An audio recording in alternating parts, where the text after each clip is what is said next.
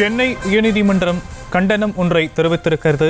பட்டா மாற்றம் செய்து தரக்கூடிய மனுவை 6 மாதங்களாக பரிசீலிக்காத வருவாய்த்துறையினரின் மெத்தன போக்கு கண்டனத்திற்குரியது என சென்னை உயர்நீதிமன்றம் தெரிவித்திருக்கக்கூடிய அன்னை செய்தி. விவரங்களை நம்முடைய செய்தியாளர் மதியழகன் வழங்க நாம் கேட்கலாம். மதியழகன், நீதிமன்றம் இது குறித்து என்னென்ன விஷயங்களை சொல்லியிருக்காங்க?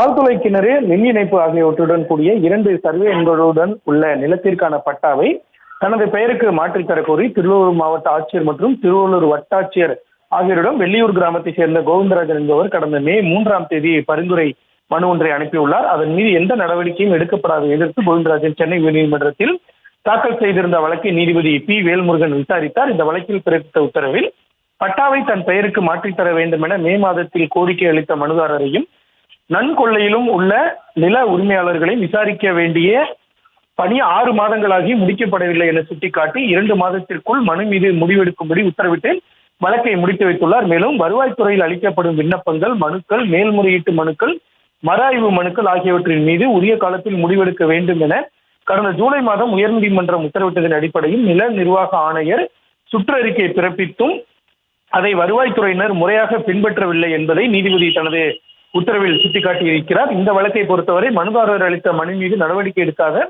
வருவாய்த்துறையினரின் மெத்தன போக்கான செயல் கண்டனத்திற்குரியது எனவும் நீதிபதி பி வேல்முருகன் தெரிவித்திருக்கிறார். மேலும் உரிய காலத்தில் நடவடிக்கை எடுக்காத திருவள்ளூர் மாவட்ட ஆட்சியர் மற்றும் வட்ட ஆட்சியர் ஆகியோருக்கு எதிராக 2 மாத காலத்தில் துறை ரீதியான நடவடிக்கை எடுக்க வேண்டும் என தமிழக அரசினுடைய தலைமைச் செயலாளருக்கு உத்தரவிட்டுள்ளார். இந்த உத்தரவை நிறைவேற்றியது தொடர்பான அறிக்கையை ஜனவரி 30ஆம் தேதி தாக்கல் செய்ய வேண்டும் எனவும் நீதிபதி உத்தரவிட்டிருக்கிறார். செய்திகளை உடனுக்குடனும் துல்லியமாகவும் தெரிந்து கொள்ள சப்ஸ்கிரைப் பண்ணுங்க.